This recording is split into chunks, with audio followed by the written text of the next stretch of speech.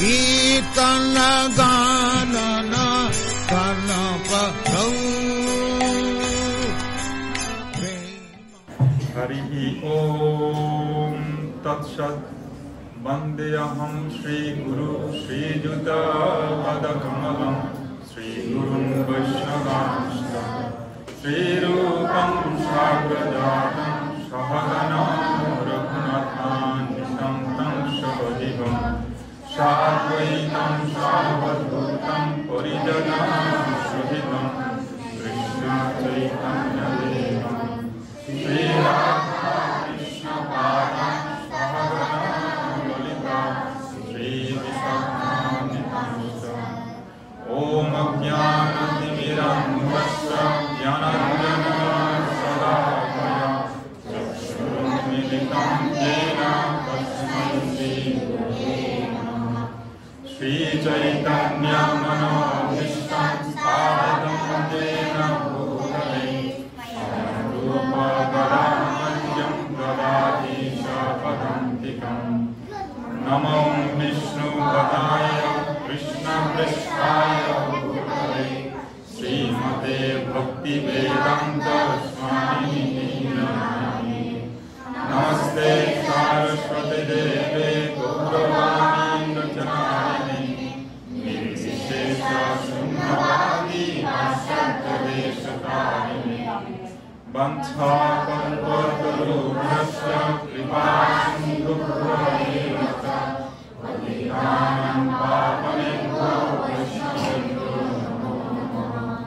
नमो महावदन्नाय कृष्णप्रेमप्रदायते कृष्णाय कृष्णचैतन्यनामे गौरशिषे नमः पञ्चतत्त्वात्मकं कृष्णं भक्तरूपस्वरूपकं भक्तावतारं भक्ताख्यं नमामि भक्तशक्तिकम् हे कृष्ण करुणा सिन्धु दीनबन्धु जगत्पते गोपेश गोपिकान्त नमोस्तुते तप्तकाञ्चन गौराङ्गी राधे वृन्दावनेश्वरी वृषभानुसुते देवी प्रणमामि हरिप्रिये जयतां सुरतो गङ्गोर्मम मन्दमतिर्गति सर्वस्य दिव्यादिवृन्दारण्यपङ्कजमाधव श्रीमद्रत्नगार सिंहासनस्थो श्री श्रीराधाश्रीगोविन्ददेव्यौ पृष्ठदेवी शिष्यमानं स्मरामि श्रीमान् रासरसारम्भी वंशिवकातमस्थितौ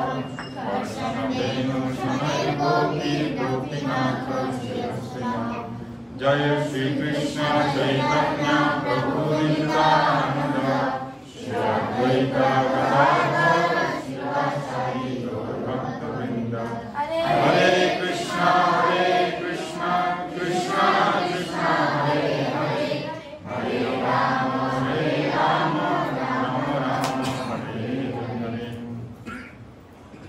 नमः विष्णुपदाय कृष्णपृष्ठाय भूतले श्रीमते जयपताका स्वामिनिते नामिने नमो आचार्यपादाय निताय कृपापदायिने गौरकल्पाधर्मदाय नवग्रामतारिणे উপস্থিত সকল বরিষ্ঠ গৌর ভক্তবৃন্দ গৌরিয়াদের চরণে আমার বিনম্র নিবেদন এবং আমাকে আশীর্বাদ করবেন যাতে চৈতন্য মহাপুরুষ সম্বন্ধে কিছু বলতে পারি বা চৈতন্য চৈতন্যদের সম্বন্ধে কিছু বলতে পারি।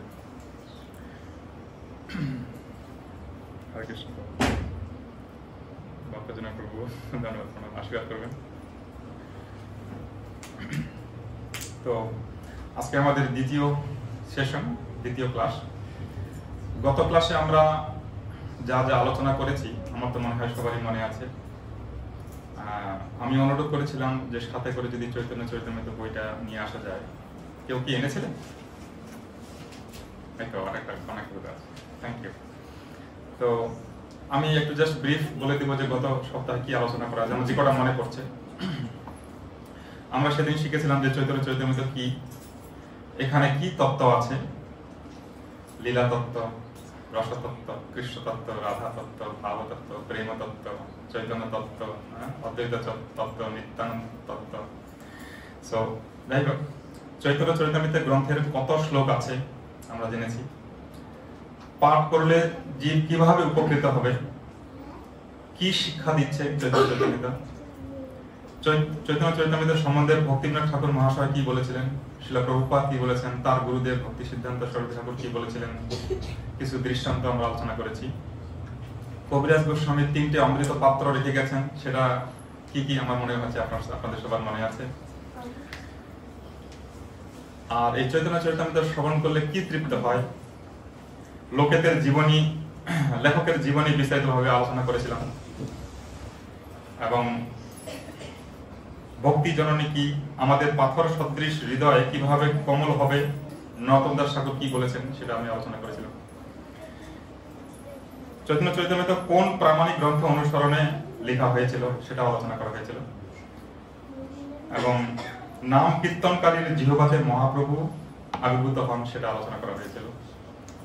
এবং কবিরাজ উপাধি যে কবিরাজ গোস্বামী পেয়েছিলেন, কে দিয়েছিলেন সে সম্বন্ধে আলোচনা করা হয়েছিল। যদি কিছু বাদ থেকে থাকে অথবা আমি যা বললাম সেটা যদি কারো বুঝতে অসুবিধা হয়, ক্লাসের পরে আমরা প্রশ্ন নেব, তখন এই বিষয়ে আলোচনা করতে পারব। আজকের বিষয় হচ্ছে যে আমরা প্রথম পরিচ্ছেদ আলোচনা করব। তো এখানে আলোচনা করেছিলাম যে চৈতন্য চরিতামৃতের 3টে ভাগ, আদিলীলা, মধ্যলীলা আর অন্তলীলা। আদিলীলাতে 17টা পরিচ্ছেদ, আর মধ্যলীলাতে 25টা, অন্তলীলাতে 20টা। তো বেসিক্যালি আজকে আমরা যে আলোচনা করবো সেটা হচ্ছে আদিলীলাতে যে 17টা অধ্যায় আছে সেটা সম্বন্ধে মোটামুটি বোঝার চেষ্টা করব এবং যতটা আলোচনা করা যায় আমরা করব। তো এখানে 17টা আদিলীলা, হ্যাঁ, তো 17টা অধ্যায়ের মধ্যে এখানে ভাগ করে প্রথমে তো গুরুবাদী বন্দন মঙ্গলাচরণ করা হয়েছে, কবিরাজ গোস্বামী মঙ্গলাচরণ করেছেন এখানে। সেখানে প্রথম 14টা শ্লোক মঙ্গলাচরণ করেছেন এবং বলা হয়েছে যে প্রথম অধ্যায় থেকে সপ্তম অধ্যায় পর্যন্ত এই যে 14টা শ্লোক উনি মঙ্গলাচরণ করেছেন সেটারই বিস্তারিত ব্যাখ্যা প্রথম 7টা পরিচ্ছেদ আমরা এখানে জানব। তারপরে অষ্টম পরিচ্ছেদে গ্রন্থকরণের বৈষ্ণব আজ্ঞা, মানে উনি যে কিভাবে আজ্ঞা পেয়েছেন মদন মোহনের কাছে সেটা আরো একটু বিস্তারিতভাবে আলোচনা করা হবে। নবমে ভক্তি কল্পতরু বর্ণন, দশমে মূল স্কন্ধ শাখা বর্ণন, একাদশে নিত্যানন্দ স্কন্ধ শাখা বর্ণন, দ্বাদশে অদ্বৈত স্কন্ধ শাখা বর্ণন। এইভাবে এই 17টা অধ্যায়ের মাধ্যমে মহাপ্রভুর সম্বন্ধে, নিত্যানন্দ প্রভুর সম্বন্ধে, অদ্বৈত আচার্য সম্বন্ধে এবং তার ভক্তদের সম্বন্ধে বিস্তারিত আলোচনা করা হবে। তো প্রথম পরিচ্ছেদ আপনারা যদি বই থাকে একটু বের করে নেবেন। আমরা জেনেছি এই গ্রন্থটিতে টোটাল 11,555টা নাকি শ্লোক আছে, আমি গুনে দেখিনি, বলা হচ্ছে। তো মহাপ্রভুর আদিলীলা বলতে মহাপ্রভুর 24 বছর বয়স পর্যন্ত উনি যে নবদ্বীপে যা যা লীলা করেছেন সেটাকে ধরা হয়েছে। আর মধ্যলীলাতে উনি 6 বছর যেটা গমনাগমন করেছিলেন ইন্ডিয়াতে, বিভিন্ন জায়গায় পরিভ্রমণ করেছিলেন সেই সম্বন্ধে আলোচনা করা হয়েছে। যেখানে হরিদাস হরিনাম বিতরণ করেছেন দক্ষিণ ভারত থেকে উত্তর ভারত সব জায়গায়, সেখানে রামানন্দ রায়, প্রকাশানন্দ সরস্বতী, সার্বভৌম ভট্টাচার্য, রূপ, সনাতন, কাশী মিশ্র ইত্যাদি সঙ্গে আলোচনা, কথোপকথন, হরিকথা সবকিছু বিস্তারিতভাবে আলোচনা করা হয়েছে মধ্যলীলাতে। আর অন্তলীলাতে দৃষ্টান্ত স্বরূপ ভক্তসুলভ আচরণ, প্রেম আস্বাদন, সেবা, মানে ভগবানের সেবা বা ভক্তদের সেবা কিভাবে করতে হবে মহাপ্রভু নিজে আচরণ করে সেই সমস্ত বিস্তারিতভাবে আলোচনা করেছেন। এবং রথযাত্রা, গুন্ডিচা মার্জন, গম্ভীরা, কৃষ্ণ প্রেম প্রদর্শন সেসবগুলো বিস্তারিতভাবে পরবর্তীকালে আমরা আলোচনা করতে পারব। তবে এখন আমরা প্রথম 24 বছর যে উনি নবদ্বীপে থেকে যা যা লীলাবিলাস করেছিলেন তার মধ্যে ওনার জন্মলীলা থাকবে, তার মধ্যে ওনার পড়াশোনা যে বাল্যলীলা, গঙ্গা স্নান, তারপরে বিভিন্ন ঘাটে স্নান করেছিলেন, মাদাই ঘাট, বারকনা ঘাট ইত্যাদি ঘাটের কথা বলা হবে। তারপরে বিবাহ লীলা, এই সমস্ত বিস্তারিতভাবে আলোচনা করবেন। খুব বেশি নয়, অল্প করে, কারণ উনি ওই বিষয়টা অলরেডি চৈতন্য ভাগবতে শ্রীল বৃন্দাবন দাস ঠাকুর আলোচনা করেছেন। তার জন্য এইখানে কৃষ্ণদাস কবিরাজ গোস্বামী মহারাজ অল্প অল্প করে আলোচনা করে ছেড়ে দিয়েছেন। তো একটা জিনিস জেনে রাখা ভালো যে আমরা যে প্রথমে আদিলীলা যে আলোচনা করব সেখানে কিন্তু একটু তত্ত্ব সম্বন্ধে আলোচনা করা হবে, আর তত্ত্বটা একটুখানি বোরিং লাগবে। জানি না আপনাদের হয়তো ভালো লাগতে পারে, কিন্তু আমার একটুখানি সেরকম লাগে, আমি আমার কথাটা বললাম। তবে তত্ত্ব আবার জানতে হবে, না জানলে আমাদেরকে যে কেউ আমাদের মাথা ঘুরিয়ে দেবে, আমাদেরকে বিভ্রান্ত করতে পারে। তো আমাকে ডক্টর দীনপাবন কৃষ্ণ প্রভু বলেছিলেন যে যদি স্লাইড দেখানো খুব ভালো হয়, কিন্তু আমার অজ্ঞতার কারণে আমি এটা পারিনি। দেখি পরবর্তী ক্লাসে যদি সম্ভব হয় আমি করব। তো এখন আমরা এই যে 14টা শ্লোক আছে, এইটা সম্বন্ধে আমি প্রথমে পড়ব না, আমি সোজা এইখানে চলে যাব। শ্লোক নাম্বার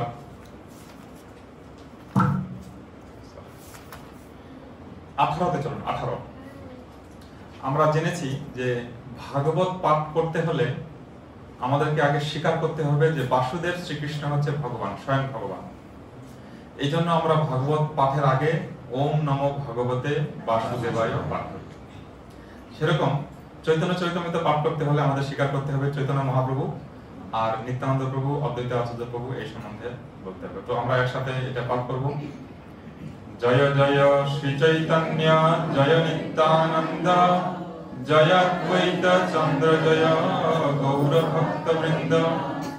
তাহলে এখানে আমরা তিনজনকে অ্যাকচুয়ালি আমরা পড়ছি, কিন্তু কৃষ্ণদাস কবিরাজ গোস্বামী মহারাজ উনি প্রথমে এই তিনজনকে নমস্কার করলেন এবং সাথে গৌর ভক্তবৃন্দ, সমস্ত গৌর ভক্তদের আশীর্বাদ প্রার্থনা করলেন। এই তিন ঠাকুর গৌরিয়ারে করিয়াছেন আত্মসাৎ, এই দিনের চরণ বন্দ তিনি মোর নাথ। গৌরিয়া, গৌরিয়া শব্দটা কিভাবে আসলো এটা জানা দরকার। সাধারণত শিবের যারা উপাসনা করেন তারা হচ্ছে শৈব, আর শক্তির উপাসনা করলে কালী দুর্গা, তাহলে শাক্ত। বিষ্ণুর উপাসনা করলে বৈষ্ণব, কৃষ্ণের উপাসনা করলে কার্ষ্ণ, কিন্তু রাধারানীর উপাসনা করলে গৌরীয়। এটা কিন্তু বুঝতে হবে, কারণ গৌরাঙ্গ মহাপ্রভু নিজে রাধারানী কিন্তু উপাসনা করেছেন। রাধারানীর ভাবে উনি আবির্ভূত হয়ে রাধারানীর যে সেবা ভাব সেটাকে উপলব্ধি করা, আস্বাদন করার চেষ্টা করেছেন। তো এখানে আমরা 19 নম্বর শ্লোক পড়লাম, এরপরে আমরা 20 নম্বর পড়ব। গ্রন্থের আরম্ভে করি মঙ্গলাচরণ, গুরু বৈষ্ণব ভগবান তিনের স্মরণ। আচ্ছা, কোন শুভ কাজ আরম্ভ করার আগে কিন্তু আমাদের মঙ্গলাচরণ করতে হয়, সেটা কিন্তু আমাদের পূর্বতন আচার্য শিখিয়েছেন। মঙ্গলাচরণ করলে কি হবে, যে শুভ মানে মঙ্গলময় হবে সবকিছু, সর্বমঙ্গলময় ভগবানের যখন শরণাপন্ন হবে তখন সবকিছু মঙ্গলময় হবে।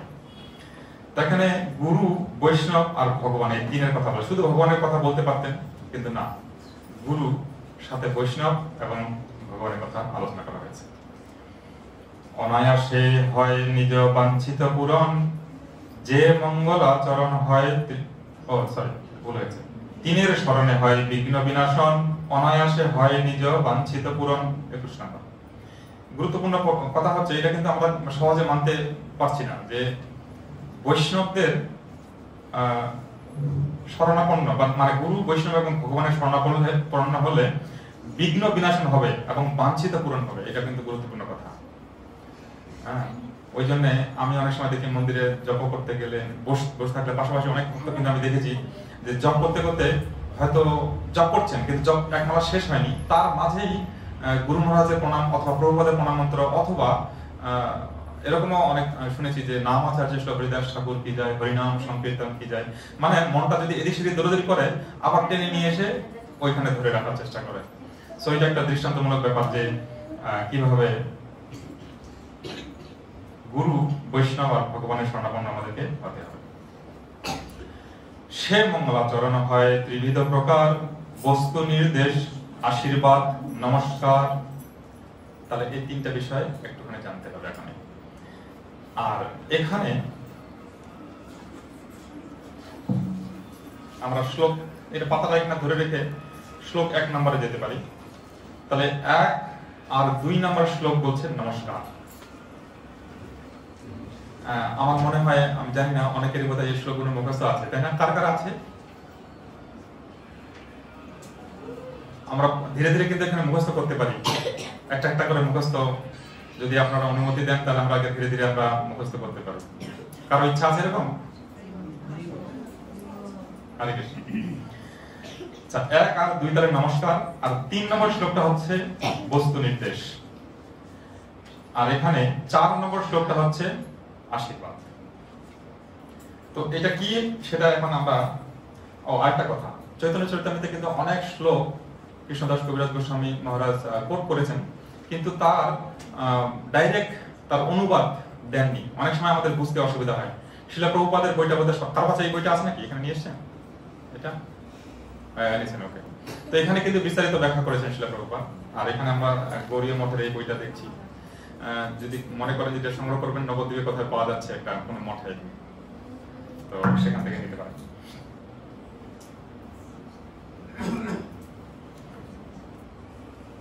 আমরা 22 নম্বর পড়লাম, তাই না? 23 নম্বর, প্রথম 2 শ্লোকে ইষ্ট দেব নমস্কার, সামান্য বিশেষ রূপে দ্বৈত প্রকার। তাহলে এই কথাটা বললেন, মানে আমি মাঝখান থেকে আপনি ভাবতে পারেন যে আপনি 18 নম্বর শ্লোক থেকে শুরু করলেন কেন? আমি একটু টাইমটা সেভ করতে চাচ্ছি আর কি, ওই জন্য মানে প্রথমে না গিয়ে একদম এখান থেকে শুরু করলাম। এখন এখানে সেম জিনিসটা আবার বলছে, ওইটাকে আমি টেনে সামনে নিয়ে যাচ্ছি। তৃতীয় শ্লোকেতে করি বস্তুর নির্দেশ, যাহা হইতে জানি পর তত্ত্বের উদ্দেশ্য। এখানে প্রথম 2 শ্লোকে যে কথা বললাম, আমরা কি একসঙ্গে পড়বো? পড়ে নিই তাহলে। বন্দে গুরুন ঈশা ভক্তান ঈশান ঈশাবতারকান তৎপ্রকাশাংশ তৎশক্তি কৃষ্ণ চৈতন্য সঙ্গকম। যদি আপনাদের মুখস্থ থাকে তাহলে আমার সাথে সাথে আপনারা আওড়াতে পারেন, ভালো লাগবে। বন্দে শ্রীকৃষ্ণ চৈতন্য নিত্যানন্দ সহোদিত গৌরদ্বয়ে পুষ্পবন্ত চিত্র সন্দৌতমানুদ। তো এই যে শ্লোকটা আমি পড়লাম, এটা কিন্তু এখনই মানে বিস্তারিত আলোচনা করছি না, কারণ এই সেম জিনিসটা এখন আমাদের আবার এই অধ্যায়ে আমরা পাবো, সেই জন্য ওখানে গিয়ে আবার এটা আলোচনা করব। তো 3 নম্বর শ্লোক কোন পড়েছি, তো এখন শুনুন। যদদ্বৈতম ব্রহ্ম উপনিষদি তদপশ্য তনুভা য আত্মান্তর্যামী পুরুষ ইতি শোষাংশ বিভবঃ সরৈশ্বর্যৈ পূর্ণ জয়ঃ ভগবান স্বয়ময়ম ন চৈতন্যাৎ কৃষ্ণাৎ জগতি পরতত্ত্বম পরমিহ। হরে কৃষ্ণ। তো বস্তু নির্দেশ কথাটার অর্থ হচ্ছে যে কি বিষয়ে, বিষয়বস্তুটা কি, এই যে গ্রন্থটা আমরা এখন পড়তে শুরু করছি চৈতন্য চরিতামৃত, এটা কিসের উপরে মানে আলোচনা, কি বিষয় নিয়ে আলোচনা করা হয়েছে, সেটা হচ্ছে চৈতন্য মহাপ্রভু। এখানে দেখুন শেষের লাইনটা, ন চৈতন্যাৎ কৃষ্ণাৎ জগতি পরতত্ত্বম পরমিহ। এটাই হচ্ছে পরতত্ত্ব, শ্রেষ্ঠ তত্ত্ব, ভগবান শ্রীকৃষ্ণ চৈতন্য মহাপ্রভু। এই সম্বন্ধে আলোচনা করা হবে এখানে। 4 নম্বর, এখানে আমরা 23 নম্বর পড়েছি, 24 পর্যন্ত পড়েছি, এখন 25 নম্বর। চতুর্থ শ্লোকেতে করি জগতে আশীর্বাদ, সর্বত্র মাগিয়ে কৃষ্ণ চৈতন্য প্রসাদ। চতুর্থ শ্লোকটার কথা বলা হয় আশীর্বাদ। তো এই শ্লোকটা পড়ে নিই এখন। বিদগ্ধ মাধব থেকে এটা কোট করেছেন কৃষ্ণদাস কবিরাজ গোস্বামী মহারাজ। অনর্বিত চরিং চিরাত করুণয়া অবতীর্ণ কলৌ সমর্পয়িতুম উন্নত উজ্জ্বলর সাংসভক্তি শ্রিয়ং হরি পুরট সুন্দর দ্যুতি কদম্ব সন্দীপিত সদা হৃদয় কন্দরে স্ফুরত বা শচীনন্দন। অনুবাদ: সুবর্ণ কান্তি সমূহ দ্বারা দীপ্যমান শচীনন্দন হরি তোমাদের হৃদয়ে স্ফূর্তি লাভ করুক। তাহলে লেখক কৃষ্ণদাস কবিরাজ গোস্বামী এখানে আশীর্বাদ করলেন আপনাকে যে শ্রীমন মহাপ্রভু আপনার হৃদয়ে স্ফুরিত হোক। এবং এর বিস্তারিত ব্যাখ্যা আবার পরে হবে যে কিভাবে উন্নত উজ্জ্বল রস আস্বাদন করতে চেয়েছিলেন, সে কথা আমরা আসছি পরে। এখন 26 নম্বর শ্লোক। সেই শ্লোকে কহি বাহ্যাবতার কারণ, পঞ্চম-ষষ্ঠ শ্লোকে কহি মূল প্রয়োজন। তাহলে আমি প্রথমে বলেছিলাম যে প্রথম 14টা শ্লোকের মধ্যে প্রথম 7টা শ্লোক হচ্ছে মহাপ্রভু সম্বন্ধে বিস্তারিতভাবে ব্যাখ্যা করছেন।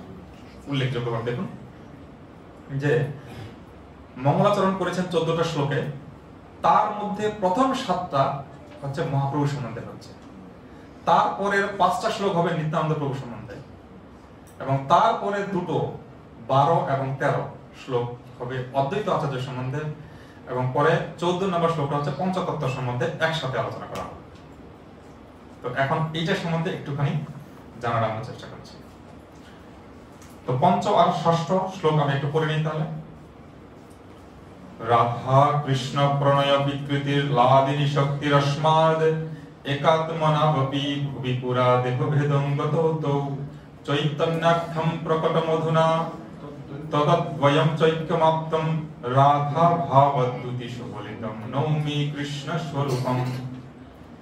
তো এখানে মুখ্য কারণ, মানে মহাপ্রভু যে এই জগতে এসেছেন তার বাহ্য কারণ আর মুখ্য কারণ, দুটো কারণ এখানে আলোচনা করা হবে। তো এখানে হচ্ছে মুখ্য কারণ হচ্ছে দুটো শ্লোকে, একটা হচ্ছে 5 আর 6 নম্বর শ্লোক। শ্রী রাধায়া প্রণয় মহিমা পিতৃশ বা নৈবা শব্দ জেনাদ্ভূত মধুরিমা পিতৃশ বা মদীয়ঃ সৌখ্যং চাস্যা মদনুভবত পিতৃসংবেদি লোভা তদ ভাবাট্য সমজনী শচী গর্ভ সিন্ধু হরিন্দু। এখানে 3টে কারণ, মেইন কারণ যেটা আছে অপূর্ণ ছিল, মহাপ্রভুর 3টে অপূর্ণ বাসনা ছিল, সেটাকে পূরণ করার জন্য উনি কৃষ্ণ রূপ থেকে মহাপ্রভু রূপে আবির্ভূত হয়েছিলেন। সেটা বলবো পর কি কি কারণ। এখন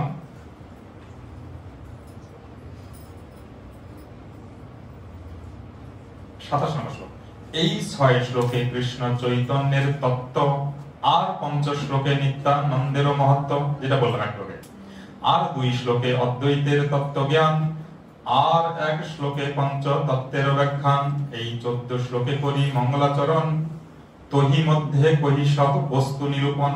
তাহলে উনি বলছেন যে এই 14টা শ্লোকের মধ্যে আমি সবকিছু বলবো, যেটা আগামী 7টা মানে পরিচ্ছেদ এই বিষয়ে কেবলমাত্র আলোচনা করা হবে।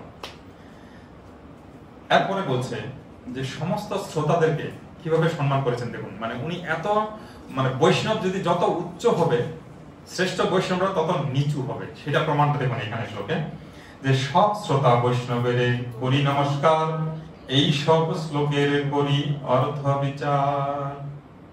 তাহলে আপনি যে শ্রবণ করছেন চৈতন্য চৈতন্য, আপনাকে উনি কিভাবে সম্মান করছে দেখুন, যেটা কিন্তু প্রয়োজন ছিল না। আমি প্রয়োজন নিশ্চয়ই আছে, কিন্তু ওইটা যেহেতু আমি বৈষ্ণব নয় সেজন্য আমি বুঝতে পারছি না, ওর গুরুত্বটা কতটা সেটা বুঝতে পারছি না, তাই না? তো এখানে উনি এত দৈন্যভাবে এই কথাটা স্বীকার করলেন যে সমস্ত শ্রোতাদের বৈষ্ণবদেরকে নমস্কার করি। বেসিক্যালি আপনি যে শুনছেন আপনাকে নমস্কার করেছেন, এটা হচ্ছে কথা। সকল বৈষ্ণব শুন করিয়া গমন, চৈতন্য কৃষ্ণের শাস্ত্রে যেমত নিরূপণ। তো চৈতন্য মহাপ্রভু সম্বন্ধে শাস্ত্রে যেভাবে আলোচনা করেছে সেইভাবে উনি বিস্তারিত ব্যাখ্যা করার চেষ্টা করবেন। এইবারে আমরা প্রথম শ্লোকটা পড়েছি, কার কার মনে আছে? বন্দে গুরুন ঈশা ভক্তান ঈশম ঈশাবতারকান তৎপ্রকাশাংশ্চ তৎশক্তি কৃষ্ণ চৈতন্য সঙ্গকম। এই যে শ্লোকটা এখানে একটু ঝলক দিচ্ছে দেখুন। কৃষ্ণ গুরুদ্বয়, ভক্ত অবতার প্রকাশ, শক্তি এই 6 রূপে করেন অবিলাস। তাহলে ভগবান নিজেকে এই 6 রূপে প্রকাশ করেছেন। এটা প্রথম শ্লোকে কিন্তু অর্থটা ওইটা দাঁড়াবে। দেখুন ওখানে বন্দে গুরুন, শুধু গুরু বলেনি কিন্তু, গুরুন মানে হচ্ছে মানে 2 জন গুরুন, 2 রকমের গুরু আছে। একটা হচ্ছে শিক্ষা গুরু আর দীক্ষা গুরু, ঠিক আছে? দীক্ষা গুরু হচ্ছে যার কাছ থেকে আপনি মন্ত্র নিয়েছেন, আর শিক্ষা গুরু হচ্ছে যার কাছ থেকে আপনি কৃষ্ণের কাছে অথবা গুরুদেবের কাছে যাওয়ার অনুসন্ধান পেয়েছেন অথবা রাস্তা খুঁজে পেয়েছেন, যার মাধ্যমে এই অনুপ্রেরণা পেয়েছেন, তাকে শিক্ষা গুরু বলা হয়। আর শিক্ষা গুরু একজন নয়, অনেকজন আছে, সেই সম্বন্ধে আলোচনা এখন করা হয়।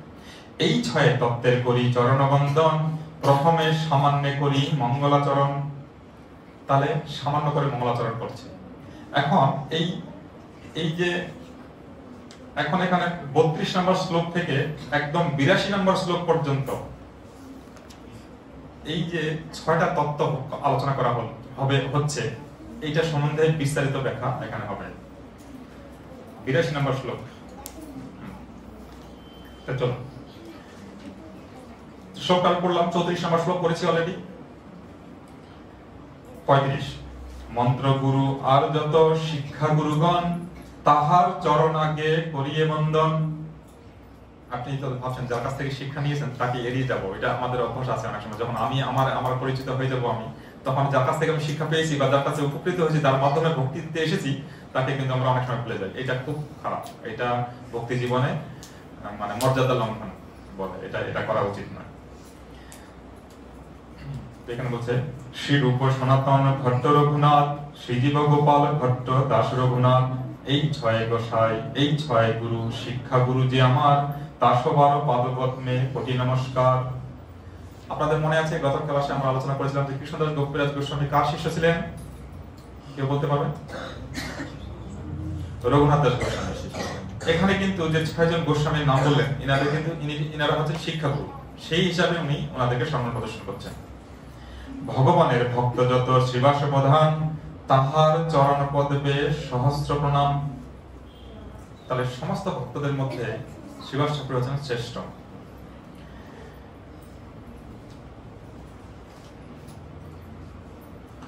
অদ্বৈত আচার্য প্রভুর অংশ অবতার, তার পাদ পদ্মে কোটি প্রণতি আমার। নিত্যানন্দ রায় প্রভুর স্বরূপ প্রকাশ, তার পাদ পদ্মবন্দ যার মুই দাস। গদাধর পণ্ডিতাধি প্রভুর নিজ শক্তি, তা সবার চরণে মোর সহস্র প্রণতি।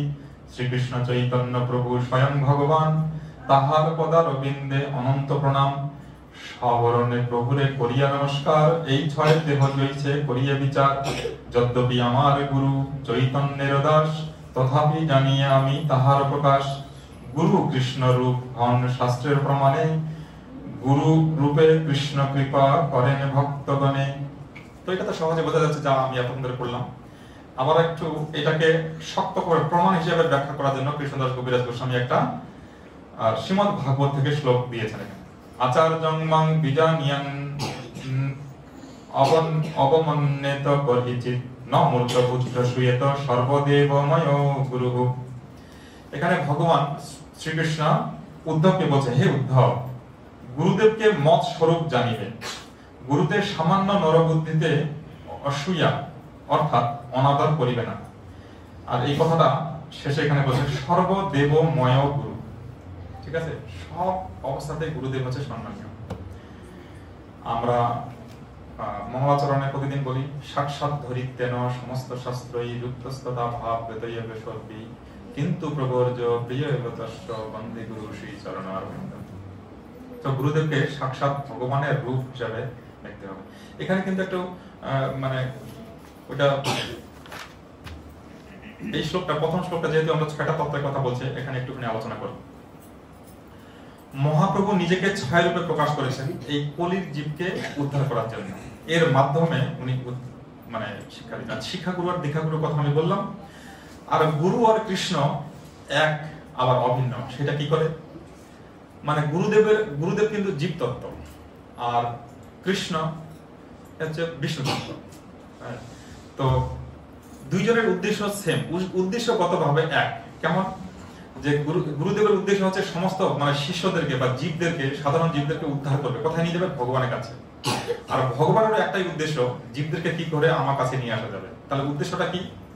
আমাদেরকে নিয়ে যাবে গুরুদেবের কাছে। যদি আমরা দীক্ষিত হই, গুরুদেবের নাকি এটা দায়িত্ব যে আমাকে নিয়ে যাবে, যতক্ষণ আমরা গুরুদেবের নির্দেশ সঠিকভাবে পালন করব। তো কৃষ্ণের প্রতিনিধিত্ব করছেন গুরুদেব। ওই জন্য ভগবানের মতোই গুরুদেবকে সম্মান প্রদর্শন করতে হবে।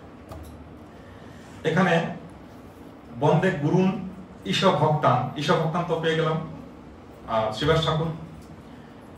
এটার আবার বিস্তারিত এখন ব্যাখ্যা করবে।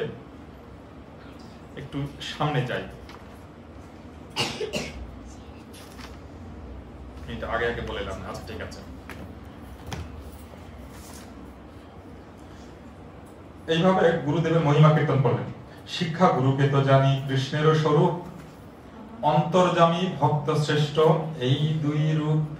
তাহলে গুরুদেবের দুটো রূপ আছে, মানে দুই ভাবে। একটা তো আমরা গুরু দীক্ষাগুরুর কাছে দীক্ষাগুরু শিক্ষাগুরু, আরেকটা হচ্ছে অন্তর্যামী পরমাত্মা। পরমাত্মা আমাদের মধ্যে সবসময় আমাদেরকে দিক দর্শন করেন বা দিক নির্দেশনা দেন। সেই কথাটা প্রমাণ করার জন্য ভাগবতম থেকে শ্লোক একটা বলছেন,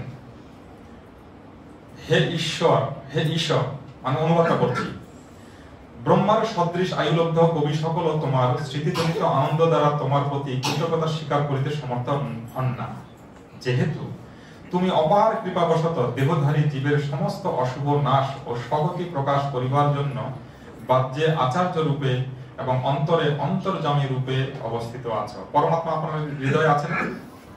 অ্যাকচুয়ালি যদি আমরা স্লাইড দেখাতে পারতাম আরো সুবিধা হতো। এখানে এই জিনিসটা কিন্তু জানা খুব দরকার। এইটা বিষয়ে সবার অবগত, কেউ এটা বুঝতে পারেননি এমন কেউ আছেন এখানে? তাহলে একটুখানি আলোচনা করতে পারি। আলোচনা করার দরকার না ছেড়ে দেবো? দরকার নেই। ইয়েস নো বোঝা যাচ্ছে না? ইয়েস। তো এই জিনিসটা ভালো করে বুঝতে হবে। যদি এটা ভালো করে না বোঝেন তাহলে আপনি ঠাকুর, দেব, ব্রহ্মচারী এদেরকে আপনি ভগবান বলে স্বীকার করে নেবেন, অথবা অন্য লোকে আপনাকে প্রচার করে ফটাফট ওই দিকে নিয়ে চলে যাবেন। ভগবান শ্রীকৃষ্ণ তার প্রথম প্রকাশ হচ্ছে বলদেব, আর বলদেবের প্রকাশ হচ্ছে চতুর্ভুজ, প্রথম চতুর্ভুজ।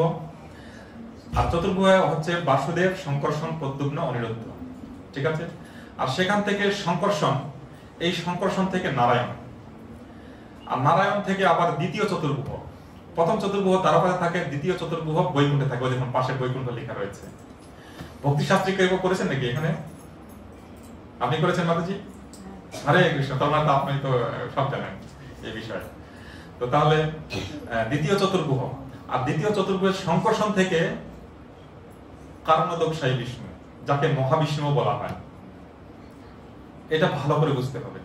আর এই মহাবিষ্ণু থেকে গর্ভদোষায়ী বিষ্ণু, এগুলা পরে আবার এই যে আমরা 7টা পরিচ্ছেদ আলোচনা করব, এই বিষয়টা নিয়ে ভালো করে আলোচনা হবে। আইডিকে ভালো করে ততক্ষণে আপনি বুঝে যাবেন। আর যদি এই চৈতন্য চৈতন্যটা আপনি পড়েন মন দিয়ে, তাহলে কিন্তু ওই যে এই সম্ভাবনাটা কোনো সময় থাকবে না যে আপনাকে অমুক ঠাকুর, আমাদের প্রভু প্রেমানন্দ প্রভু বলতেন যে প্রতিকূল ঠাকুর, তো এরকম ওদের দিকে কখনো মনটা যাবে না, বা কেউ আপনাকে ভুলাতে পারবে না তত্ত্বগত ভাবে। আপনি তত্ত্বটা ভালো করে বুঝতে পারবেন। ঠিক আছে? তো এটাকে মানে এখন প্রতিষ্ঠা করছেন।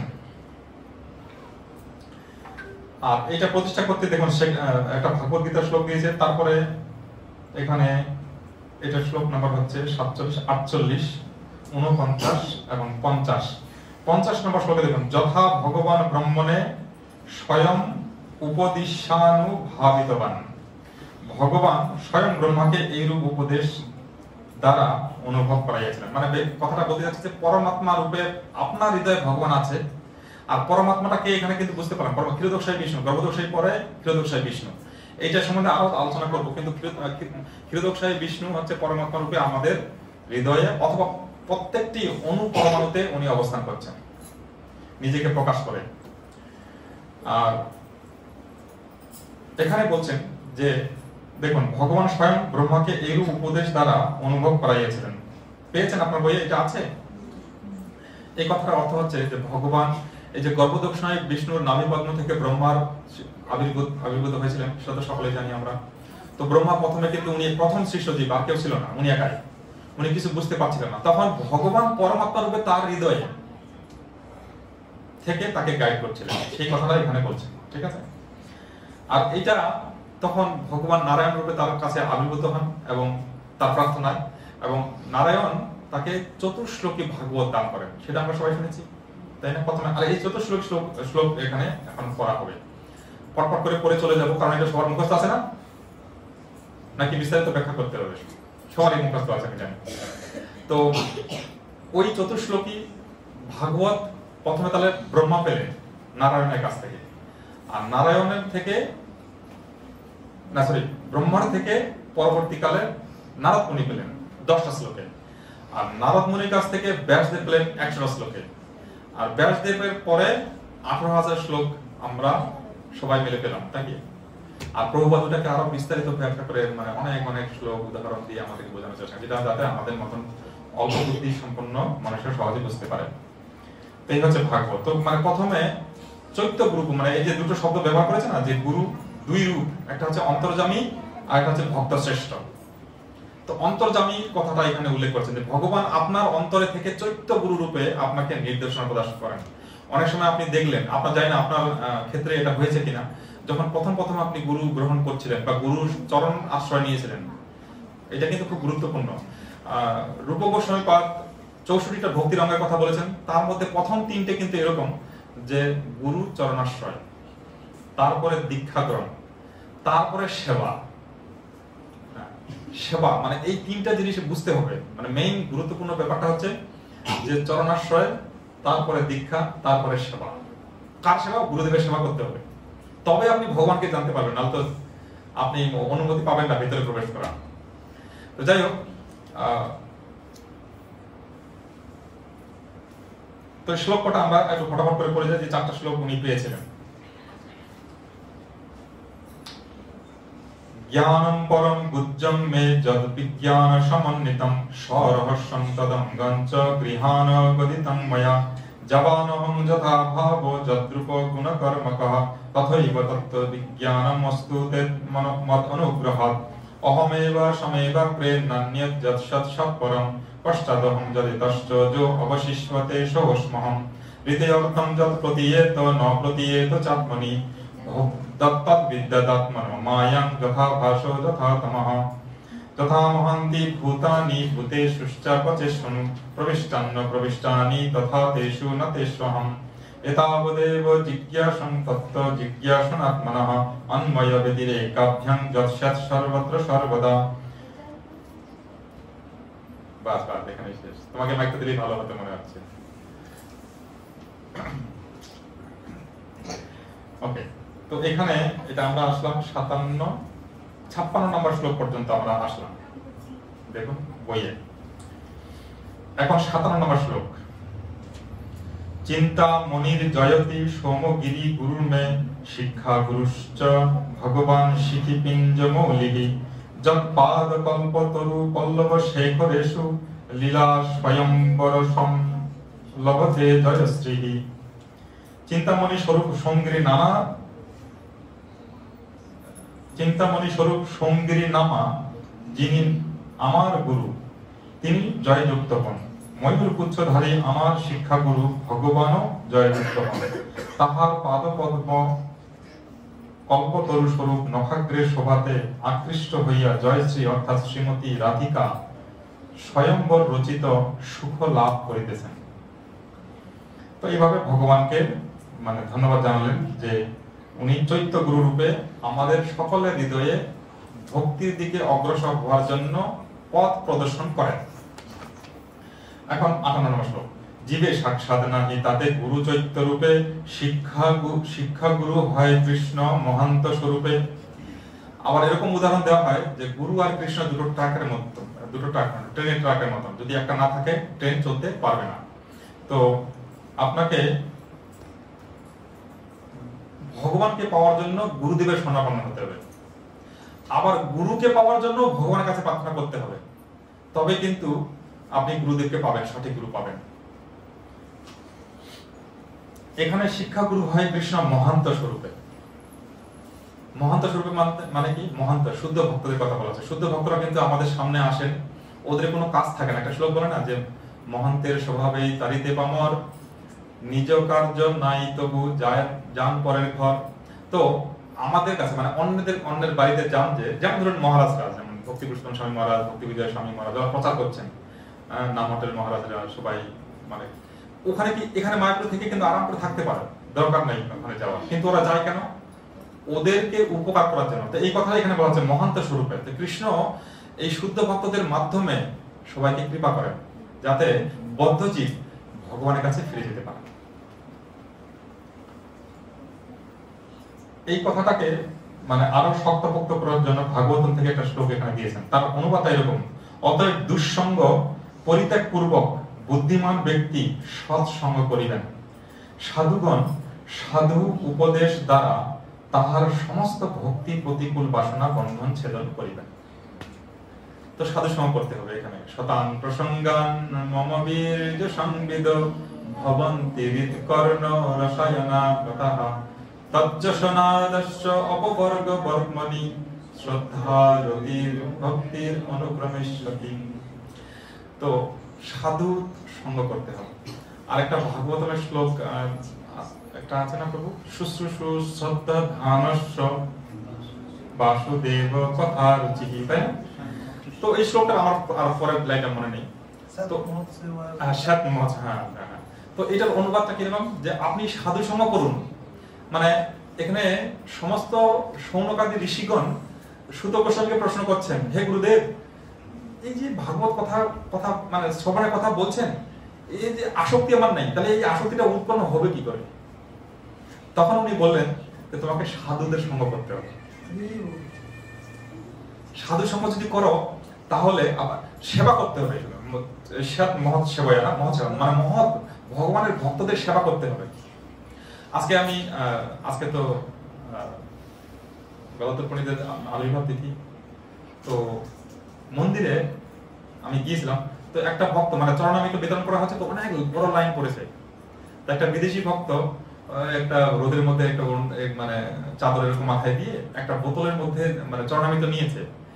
বোতলে প্রথমে লাইনে গিয়ে নিয়ে পরে আবার অন্য ভক্তদের, ও একটা পিলারের পাশে দাঁড়িয়ে রয়েছে আর সবাইকে দিচ্ছে, প্রভু আসে, মানে লাইনটা কমানো, মানে ভক্তদেরকে তাড়াতাড়ি। এটা কিন্তু ছোটখাটো একটা সেবা। আমার মনে হচ্ছে কদিন আগে একটা মাতাজি এখানে এসেছিলেন, এসে বলছিলেন যে আমি প্রসাদ এখানে স্পন্সর করতে চাই। আবার কিছুক্ষণ পরে ফিরে এসে আবার বলছেন আমি না ওই জল সেবাটা করতে চাই, মানে সেবা করার একটা ভাব। তো এটাই, তাহলে কি করতে হবে? সাধুদের সেবা করতে হবে।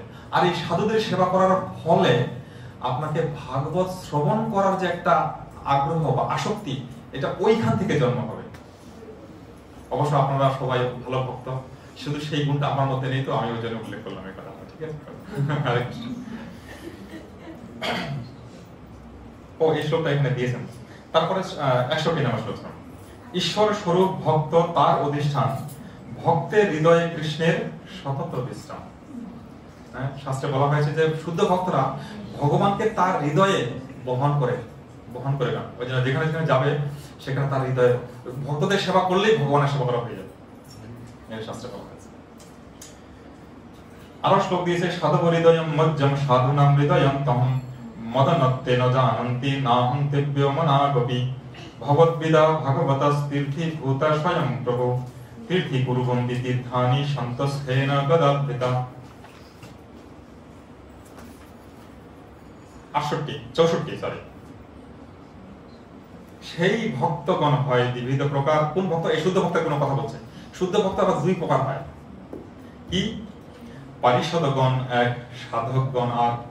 মানে 2 প্রকার ভক্ত। একটা সবসময় মুক্ত, যেমন ধরুন আমাদের গুরু মহারাজ বা আমাদের যে গুরু পরমা যারা রয়েছেন প্রভুপাদের শিষ্যরা, ওরা কিন্তু নিত্য মুক্ত বলতে গেলে।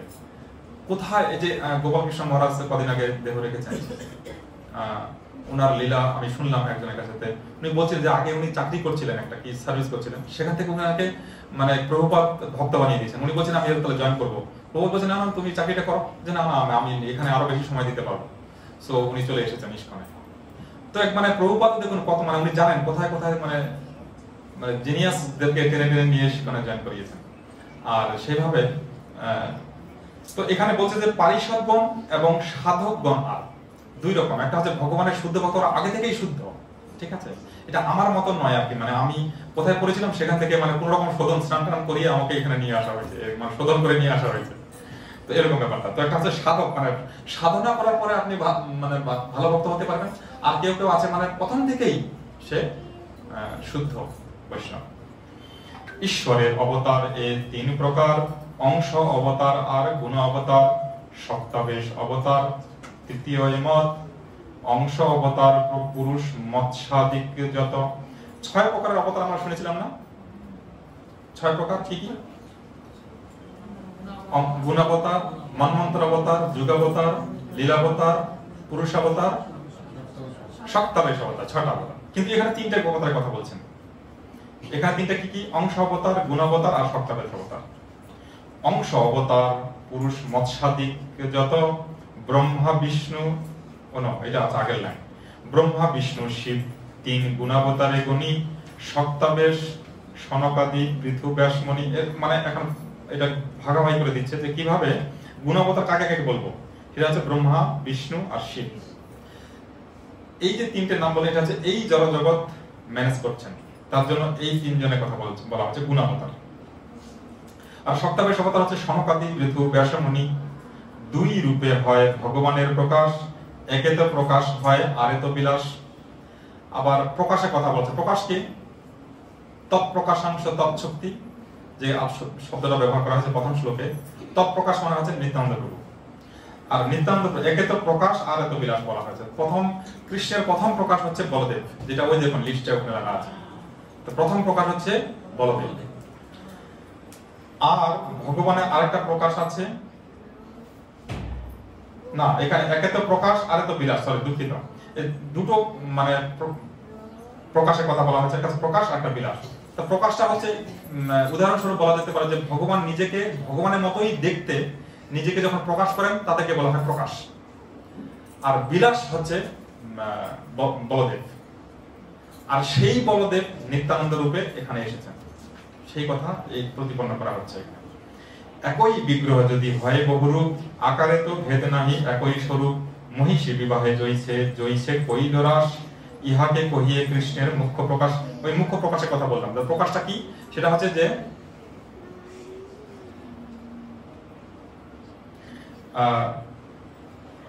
যেমন দ্বারকাতে মহিষীগণের সঙ্গে লীলাবিলাস করেছেন, নিজেকে কৃষ্ণের মতোই প্রকাশ করেছেন, ওইটা হচ্ছে প্রকাশ।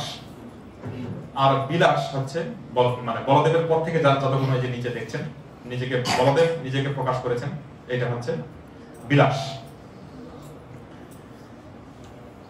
তার এই কথাটাই এই পরবর্তী শ্লোকটাতে আলোচনা করা হচ্ছে। আমি একটু দৌড়াচ্ছি কারণ হচ্ছে টাইম। এখানে বলা হচ্ছে যে কৃষ্ণের মহিমা বা চৈতন্যের মহিমা অসীম, আর আমাদের কাছে টাইম খুব কম, টাইমটা হচ্ছে সীমিত, তো সেজন্য আমি দৌড়াচ্ছি আর কি। তো এই কথাটাকে এখানে পরবর্তী কয়েকটা শ্লোকে দেখুন কৃষ্ণদাস কবিরাজ গোস্বামী কয়েকটা মানে শ্লোক থেকে উল্লেখ করেছেন সেম কথাটাকে প্রতিষ্ঠা করার জন্য। একই বিগ্রহ যদি হয় আকারে হয় আন স্যাত, অনেক প্রকাশ হয় বিলাসতার নাম।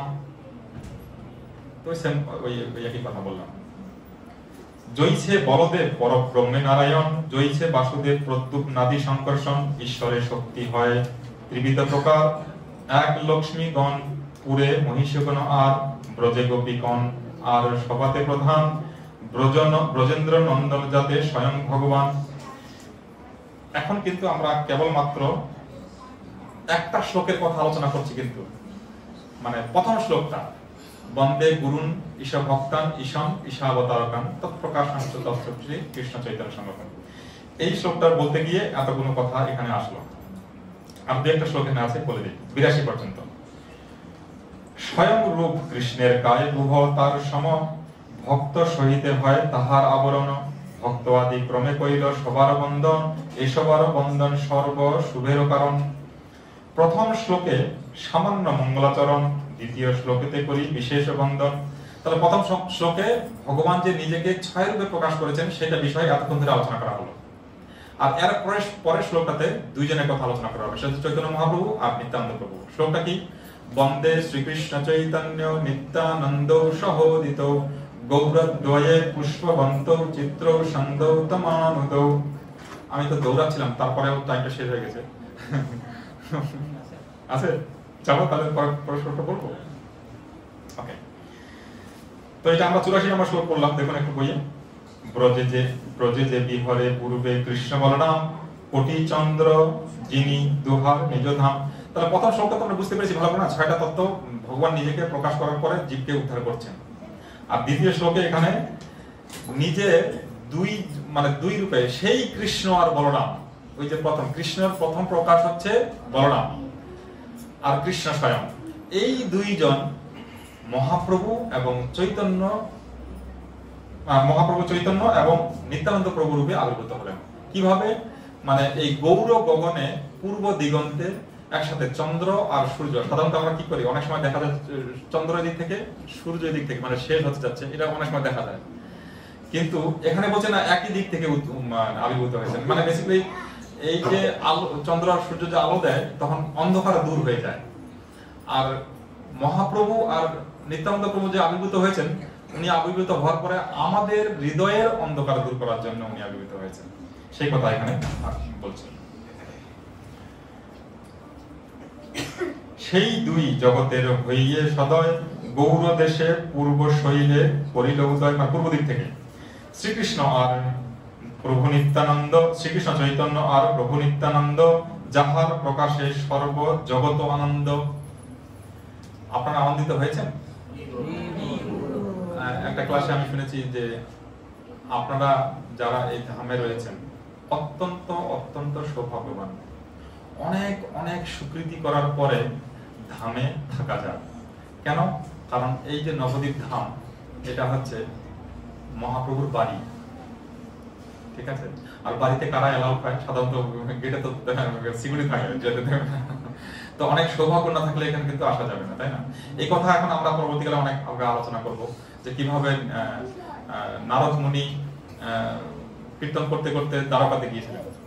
সেখানে রুক্মিণী দেবী আর কৃষ্ণ আলোচনা করছেন যে কিভাবে, মানে কৃষ্ণ রুক্মিণী দেবীকে বলছেন যে জানো তো আমি খুব শীঘ্রই চৈতন্য মহাপ্রভু রূপে শ্রীমতী রাধারানীর ভাব আর অঙ্গকান্তি নিয়ে আবির্ভূত হব। আর সেই কথা যখন মানে রুক্মিণী দেবী শুনেছেন, শোনার পরে ওনার মনটা খুব মানে বিরহ কাতর হয়েছেন যে কি ব্যাপার, আমাদেরকে ছেড়ে চলে যাবে, এটা ঠিক না। তুমি কান্না করছেন কেন কেন? তখন মহাপ্রভু ব্যাখ্যা করছেন, তুমি জানো না এই সমস্ত আমার যত ভক্ত আছে তার মধ্যে শ্রেষ্ঠ হচ্ছে রাধিকা। হ্যাঁ, ব্রজগোপিকাদের কথা বলছেন যে ওখানে ওইটা হচ্ছে সর্বশ্রেষ্ঠ, ওদের কথা আমি ভুলতে পারবো না। আর যখন এই আলোচনাটা হচ্ছে, নারদ মুনি ওখানে কীর্তন করতে করতে হাজির। হরে কৃষ্ণ কৃষ্ণ কৃষ্ণ হরে হরে, হরে রাম রাম রাম হরে হরে। তো ওখানে আবির্ভূত হলেন। এবার উনি জিজ্ঞাসা, এবার কৃষ্ণ তাকে আপ্যায়ন করলেন, সাধু মানুষ। তো সাধুকে আপ্যায়ন করে বসিয়ে বেশ করে কি ব্যাপার, কেন আসলে? তখন তার আগে এই যে আলোচনা হচ্ছে সেটা উনি শুনতে পেলেন না, এই ব্যাপারটা যে মহাপ্রভু ভগবান স্বয়ং শ্রীকৃষ্ণ উনি মহাপ্রভু রূপে আবির্ভূত হবেন রাধার ভাব এবং অঙ্গকান্তি নিয়ে। তো সেটা শুনে উনি খুব অত্যন্ত আনন্দিত। তো কৃষ্ণ বললেন, তো এই কথাই আমাদের আলোচনা হচ্ছে। বলছে আমি আসলে যে এখানে এসেছি, আমি ওইটা বিষয়ে অনুরোধ করতে এসেছি যে আপনি আবির্ভূত হন, ঠিক আছে? আপনি আবির্ভূত হলে জগৎবাসী উপকৃত হবে। এই যে এটা হচ্ছে দ্বারকা লীলার সময়, সেম কথাটাই কিন্তু আরেকবার আছে যে নারদ মুনি, মানে উনি যে ওখানে কথাটা শুনেছেন, শোনার পরে উনি এখন কীর্তনে বা বিভিন্ন জায়গায় পরিভ্রমণ করছেন, প্রচার করছেন, হরিনাম বিতরণ করছেন। তারপর উনি ভুলে গেছেন, কিন্তু পরে আবার মনে পড়েছে আরে ভগবান শ্রীকৃষ্ণ তো বললেন আসবেন, তো এখনো তো আসেনি। তো যেহেতু আসেনি, উনি ফের আবার বৃন্দাবনে গিয়েছেন। গোবর্ধনের পাশে নারদ কুণ্ড একটা আছে, কেউ গিয়েছেন? যারা পরিক্রমা করেছেন অবশ্যই গিয়েছেন। ইয়েস নো গিয়েছেন। তো নারদ কুণ্ডে উনি এই আশা নিয়ে ফের আবার ওখানে প্রার্থনা করছিলেন, কৃষ্ণের কাছে তপস্যা করছিলেন, কৃষ্ণের সামনে আবির্ভূত হয়েছেন।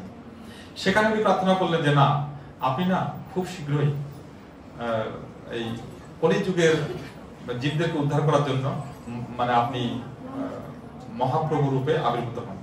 তো তখন সেখানেও কৃষ্ণ মহাপ্রভুর রূপ ধারণ করে তাকে আশীর্বাদ করেছিলেন এবং নারদ মুনিকে বললেন যে কোথায় যাব, কোথায়, তুমি একটা তাহলে জায়গা ঠিক করো।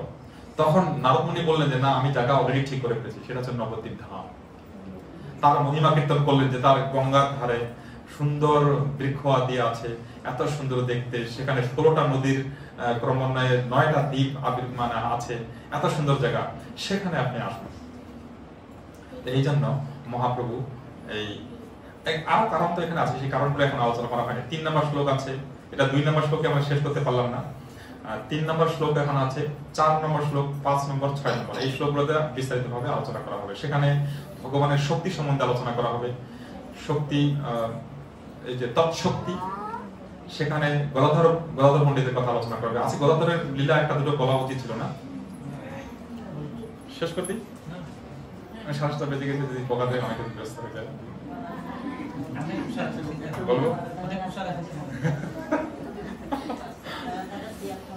আমি এইটাতে ঢোকার আগে একটা কথা আমি জিজ্ঞাসা করতে চেয়েছিলাম আমরা গত ক্লাসে যে আলোচনা করেছিলাম যে কি কি আমরা শিখলাম, সেটা আমি প্রথমে এখানে একটুখানি বললাম। তো কিন্তু ওখানে একটা কথা বলা হয়েছিল, চৈতন্য চরিত্র শ্রদ্ধায় শুনে যেই জন যতেক বিচারে তত পায় প্রেমধন। এটা আমরা সেদিনও কিন্তু আলোচনা করেছি।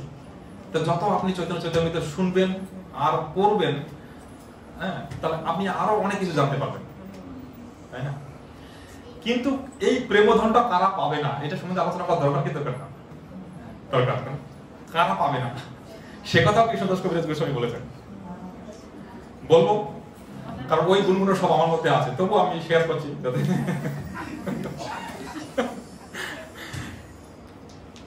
এখানে বলছে যে পঞ্চতত্ত্বের 5 জন যতই জগতে প্রেম বৃষ্টি দান করেন, ততই মহানন্দ প্রেম বন্যায় জল বাড়তে থাকে এবং সারা পৃথিবীতে ছড়িয়ে পড়তে থাকে।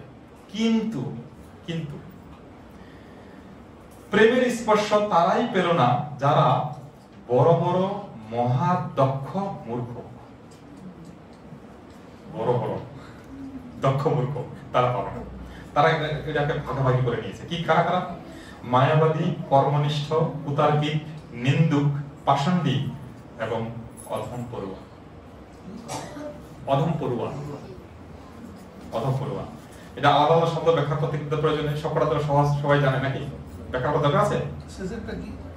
অধম পড়ুয়া এটা হচ্ছে ভগবানের চরণে শরণাগত হয়ে থাকাই বিদ্যার লক্ষ্য, সে কথা না জেনে এরা বিদ্যাকে তর্কের কারণ বলে নির্ণয় করে, তাকেই এই অধম পড়ুয়া বলে।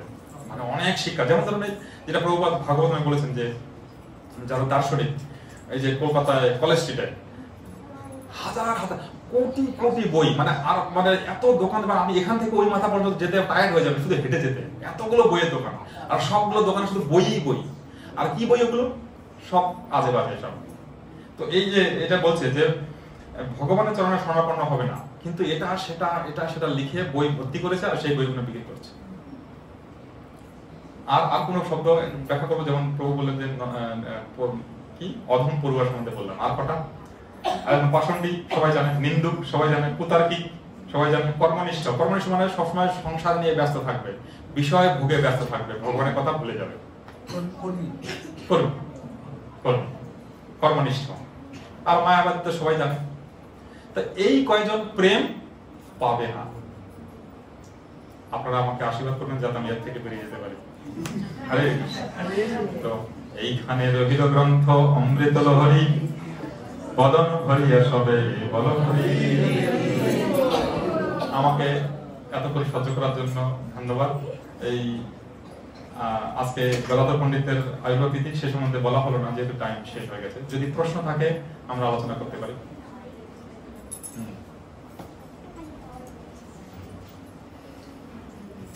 কারো কিছু প্রশ্ন যদি আমি না পারি, এখানে আমাদের জনপ্রিয় প্রভু আছেন, আমাকে হেল্প করবেন। প্রভু বলুন, গুরু এবং ভগবানের কে শ্রেষ্ঠ? কে শ্রেষ্ঠ? দুইজনই শ্রেষ্ঠ। এখানে বিচার করতে গেলে আপনি মাঝখানে পড়ে যাবেন আর অনেক তলায় চলে যাবেন। আপন কে? দুইজনের মধ্যে আপন কে? দুইজনই।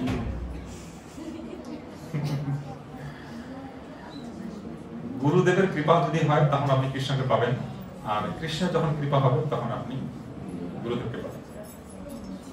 অঙ্গাঙ্গি ভাবে ট্রেনের দুটো লাইন, একটা লাইন যদি আপনি উঠিয়ে দেন ট্রেন চলবে?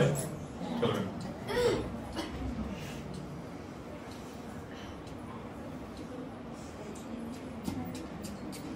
ভগবানের লীলা অসীম, তিনি সরাট। সরি, আপনারটা হয়ে গেছে, আমি অন্য কথায় চলে গেছি। আমি আশা করছি আপনারা বলেন, যদি স্যাটিসফাই না থাকেন না প্রভু আপনি কিছু বলবেন এই সময়।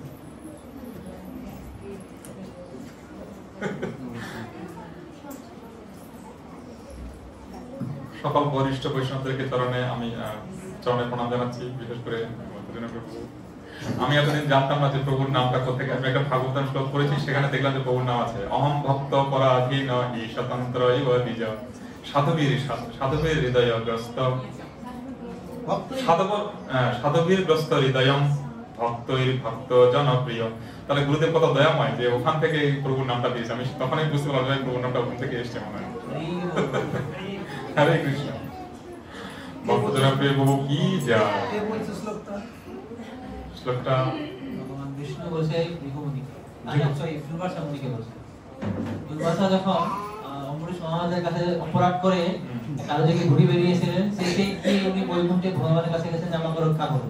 তখন বলছে অহম ভক্ত পরাধীন, আমি ভক্তের পরাধীন, আমি কিছু করতে পারবো না, তুমি যাও অম্বরীশের কাছে গিয়ে তুমি ক্ষমা চাও। সেই সেকশনে বলা আছে।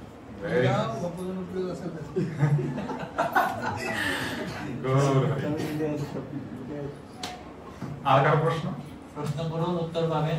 এই সুযোগ আর 2 সপ্তাহ পরে আসবে। 2 সপ্তাহ না, 3 সপ্তাহ পরে।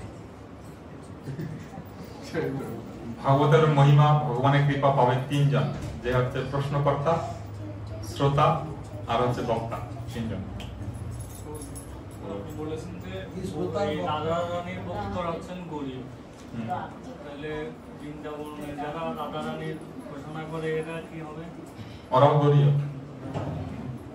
কারণ ওই রাধারানীর যে সেবা করতে হবে, রাধারানীর পূজা করতে হবে, রাধারানীকে সন্তুষ্ট করতে হবে, রাধারানীর ভাবটা বুঝতে হবে, এটা তো মহাপ্রভুই আমাদেরকে শিখিয়েছেন। আর উনি বলেছেন ব্রজ, তাদের মধ্যে সবচেয়ে শ্রেষ্ঠ ভক্ত হচ্ছে ব্রজগোপিকারা। ব্রজগোপিকারা কি ভাবে, কি মনোভাব নিয়ে কৃষ্ণের সেবা করেছেন, সেটা তো মহাপ্রভু আমাদেরকে শিখিয়েছেন, আমরা তো পেতাম না। এজন্য তো বলছেন কবিগণ কি, যদি গৌর না হইতো কেমনে হইতো, কেমনে ধরিতাম দে। রাধার মহিমা প্রেম রসসীমা জগতে জানাই তোকে, এটা জানতে পারতাম না। এটা আলোচনা হবে চৈতন্য এখন তো সবাই শুরু, আমি তো প্রথম শ্লোকটা আলোচনা করা, দ্বিতীয় শ্লোকটা শুধু শুরু করা হলো, তাই না? তো এটা এখনো কন্টিনিউ হবে, যদি আমার সৌভাগ্য হয় আবার দেখা যাবে। গৌড়ীয় কথাটা এসেছে ওই চৈতন্য মহাপ্রভু অঙ্গটা হচ্ছে গৌরাঙ্গ। তো গৌরাঙ্গ মহাপ্রভুর যারা ভক্ত, যেখানে শ্রীমতী রাধারানীর অঙ্গ এবং ভাব নিয়ে এসেই তো গৌরাঙ্গ হলো, তো সেই গৌরাঙ্গ থেকে গৌরীয়। মানে যারা বৃন্দাবনে সবাই রাধে রাধে বলছে, তত্ত্বগত ভাবে তাদের গৌরাঙ্গ মহাপ্রভুরই ভক্ত ভাবা উচিত। কিন্তু বহুপদের আগে আমাদের এখনকার বৃন্দাবনে গৌরনিতাই ছিল না। গৌরনিতাইকে প্রথমে বৃন্দাবনে বহুপাদ নিয়ে এলেন, তখন থেকে বৃন্দাবনে গৌরাঙ্গ মহাপ্রভুর পরিচয়টা বেশি করে প্রকাশ পাচ্ছে। সেই জন্য যারা রাধারানীর ভক্ত, যারা রাধে রাধে বলে, তারা তো বোঝবাসী, কিন্তু তারা অবশ্যই গৌরী। সুন্দর সুন্দর, থ্যাংক ইউ। সেই জন্য গৌরাঙ্গ মহাপ্রভুর ভক্ত যারা, তারা গৌরী। আপনি যেটা বললেন না যে বিষ্ণুর ভক্ত বৈষ্ণব, শক্তির ভক্ত শাক্ত, কৃষ্ণের ভক্ত কৃষ্ণ, এরকম মহাপ্রভুর ভক্ত গৌরী। কারণ মহাপ্রভুর মধ্যে তো রাধারানী আছে না, এই তত্ত্ব আমরা কেবলমাত্র সাধু সঙ্গে পেতে পারি। এখানে শুধু আনন্দই আনন্দ। আমরা 3টে জিনিস জানতে পারি, সেটা হচ্ছে কি, সুখ, শান্তি, আনন্দ। সুখ হবে শরীরে, শান্তি মনে, আর আনন্দ আত্মাতে, তাই না? সচ্চিৎ আনন্দ, আনন্দ সচ্চিৎ আনন্দ কি সৎ নিত্য, আর চিৎ জ্ঞান, চিন্ময় জ্ঞান, আর আনন্দ পরম আনন্দ, আনন্দময়। ঠিক আছে? এই আনন্দ আবার 3 রকমের আছে, জড় আনন্দ, ব্রহ্মানন্দ আর প্রেমানন্দ। তো প্রেমানন্দ পেতে হলে তো আপনাকে দাস হতে হবে, সেবা, সেবা মানে প্রেমানন্দ পেতে হবে সেবা। আর আমরা ভক্তি রসামৃতে কিন্তু যখন যেখানে পড়েছিলাম, সেখানে কি শিখলাম যে ভক্তি মানে হচ্ছে সেবা। এত কিছু বলার পরে লাস্টে সেবা, চুপ করে বসে থাকা হবে না, সেবা করতে হবে। তো আর সেবা কখন করতে পারবেন? যখন আপনি আপনার মধ্যে দাস ভাবটা থাকে। যদি আপনার দৈন্যতা আপনার মধ্যে না থাকে, আপনি সেবা করতে পারবেন? পারবেন। দাস অভিমানে যে অমৃত সিন্ধু, কোটি ব্রহ্মানন্দে নহে তার এক বিন্দু। এইটা কখন বুঝবো যে বৈষ্ণবদের সাধু সঙ্গ করতে হবে? সাধুদের কাছ থেকে এটা জানতে হবে। দাস, দাস অভিমান করতে হবে, আমি দাস। ওই জন্য প্রভুপাদ আমাদের নাম কি দিয়েছেন? দাস। সে চক্রবর্তী যাই থাকুন না কেন, চটার্জি, মুখার্জি যাই থাকুন না কেন, এখানে এসে আপনাকে দাস করে ফেলবেন।